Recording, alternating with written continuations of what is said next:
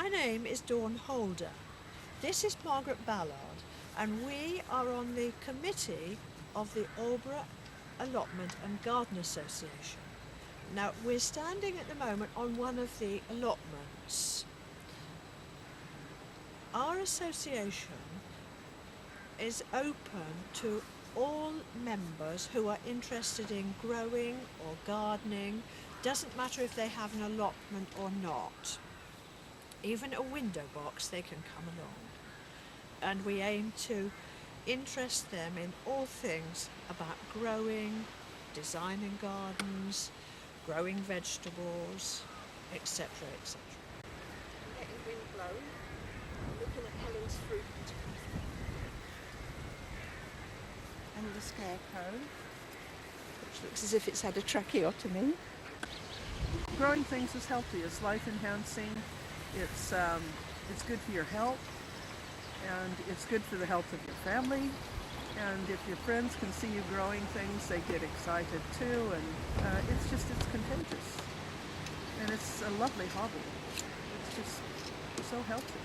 There's nothing that you can do to better your health than to be in the garden.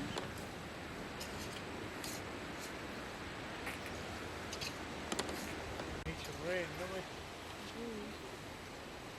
And Tell me what's growing, there's carrots. Oh no, and why have you got, beetroot and carrots. right? Why have you got the green netting over it? Well, I had cabbages in there last year. Oh, I see. So is this against the pigeons? It was, yeah. Now, will this stop the carrot fly or not? If you've got carrots in? Probably would, yeah. Yes, I thought so. Now, I see you've done something very interesting here. You've got sand in rows. Oh yeah, Now, just to mark the road.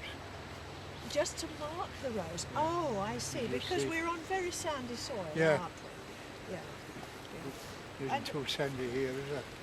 Pardon? It's not sandy here, really. No, this is not as sandy No, as it is it- further up. Probably tons No, of sand after a No. while. Do you make a lot of compost, Chris? No, I get some horse manure along the road. Oh, I see. I see. Yes. And so, how often do you manure the Every land? couple of years. Right. I see. And what other crops do you grow? You've told me about parsnips. You've told me about carrots, beetroot, onions. You said Yeah, you've got some onions further over, haven't Yeah, you? potatoes, Right. And potatoes. cabbages, But sprouts in the winter time. gosh, so you really are self-sufficient in Yeah, yeah. vegetables. If it all grows. Oh, it always does for Yeah, you. I don't think you have any trouble at all making it grow.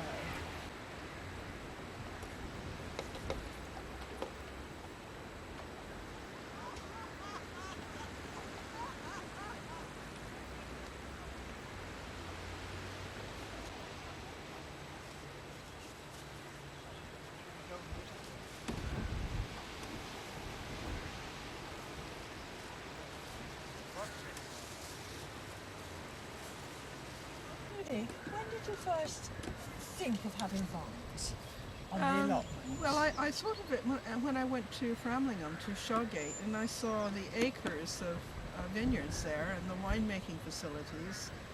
And everyone looked so happy. I thought, this is the thing to grow.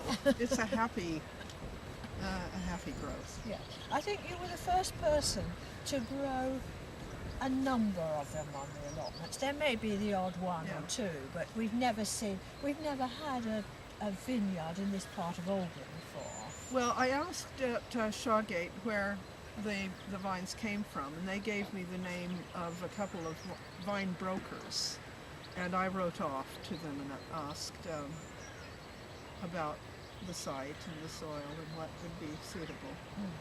And I got a couple of replies, and one particular broker actually ended up supplying me with, initially I had 25 Chardonnay vines, and they come in a daffodil box, 25 vines, and they look like little stubby sticks with long roots. Oh, right. And I put them in a pot, long pots, and waited. They come in late March, and I put them in pots until sort of June time. I was sure of the weather, and then I prepared that site in the meantime, and put plastic down because I felt that the plastic is a better insulator of the ground, warms the ground, also keeps the moisture. There's a lot of groundwater here, keeps the moisture in, so the grapes have a head start. And it worked just fine. And then I got, the following year, I got 25 vines, red grapes called Rondo, and they were surprisingly bearing fruit in the second year. And initially I was advised not to take any grapes from the vines, but following last year, the foxes had a good feed on them, so I think we'll have a crack at them this year.